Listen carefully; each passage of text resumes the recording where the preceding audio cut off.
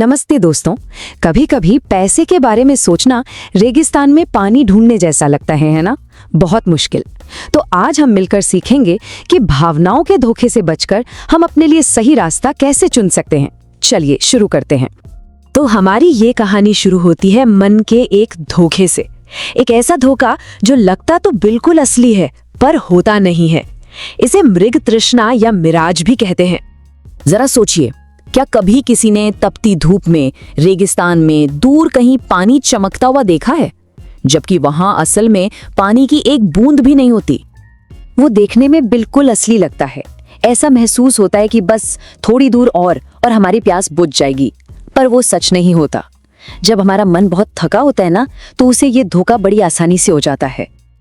पता है, ठीक ऐसा ही पैसों के मामले में भी होता है। हमारा मन ऐसे ही मिराज देखता है। ये मौके हमें बहुत अच्छे लगते हैं, बहुत फायदेमंद महसूस होते हैं, पर असल में ये एक जाल की तरह होते हैं जो बहुत खतरनाक भी हो सकते हैं। तो अब सवाल ये है कि हम इन पैसों वाले मिराज की तरफ क्यों भागते हैं? आखिर इस झूठी उम्मीद में ऐसा क्या होता है कि हम खिंचे चले जाते हैं? देखिए, जब हमारे मन में जल्दी से अमीर बनने का लालच आता है, तो हमारा दिमाग झूठे वादों पर, जैसे कि कोई नकली स्कीम या गारंटीड रिटर्न वाली बातों पर बहुत आसानी से यकीन कर लेता है। ये बिल्कुल वैसा ही है जैसे कोई प्यासा इंसान रेगिस्तान में पानी के धोखे को सच मान लेता है। तो हमारे सामने ना हमेशा दो रास्ते होते हैं। एक होता है भावनाओं का रास्ता, जो कहता है अरे ये सुनने में कितना अच्छा लग रहा है, चलो कर लेते हैं। और दूसरा होता है तर्क का रास्ता, जो कहता है रुको, पहले चेक तो कर लें कि ये सच है भी या नहीं। याद रखिए, असली दौलत हमेशा धीरे धीरे ही बनती है, ठीक वैसे ही जैसे मम्मी रोज गुल्लक में एक एक सिक्का डालती हैं। तो सबसे जरूरी बात पता है क्या है? जब हमारी भावनाएं जैसे लालच या डर बहुत ज्यादा बढ़ जाती हैं, तो हमारे फैसले बहुत कमजोर हो जाते हैं। वो हमारी समझदारी पर एक पर्दे की तरह आ जाती हैं। तो फिर असली पानी कैसे ढूंढा जाए? इस मिराज से कैसे बचें? इसका जवाब कहानियों में नहीं बल्कि सच्चाई में छुपा है। तो हमें भरोसा किस पर करना चाहिए? देखिए, कहानियां सुनने में तो बहुत अच्छी लगती हैं, है ना, जैसे हमारी दादी नानी की कहानियां। पर जब बात पैसों की हो, तो कहानियां नहीं, डेटा हमारी रक्षा करता है। हो सकता है डेटा थोड़ा बोरिंग लगे, चाय की तरह मसालेदार ना हो, पर वही हमें धोखे से बचाता है। जरा सोचिए, हम कहानियों पर सबसे ज्यादा यकीन कब करते हैं? जब हम डरे हुए होते हैं, या हम पर कोई दबाव होता है, या जब हम बहुत जल्दी में होते हैं। और हाँ, जब हम देखते हैं कि सब लोग एक ही तरफ भाग रहे हैं, तो हमें भी लगता है कि शायद यही सही रास्ता होगा।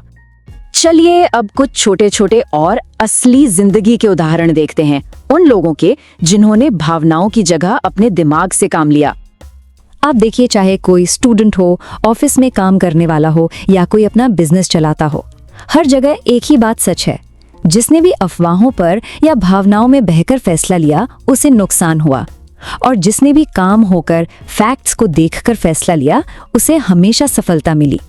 भारत के एक बहुत ही समझदार निवेशक थे राकेश झुनझुनवाला जी। उन्होंने एक बहुत ही प्यारी बात कही थी। उन्होंने कहा, कहानियों से पैसा नहीं बनता, हकीकत को समझने से पैसा बनता है। मतलब वो हमेशा सुनी सुनाई बातों पर नहीं बल्कि अपनी खुद की रिसर्च पर भरोसा करते थे। आपको एक और मजेदार उदाहरण बताती हूँ। एक समय था जब .com बबल आया। तब एक कहानी चल पड़ी थी कि हर इंटरनेट कंपनी सोना उगलेगी, और सबने भावनाओं में बहकर अपने पैसे लगा दिए। जानते हैं क्या हुआ?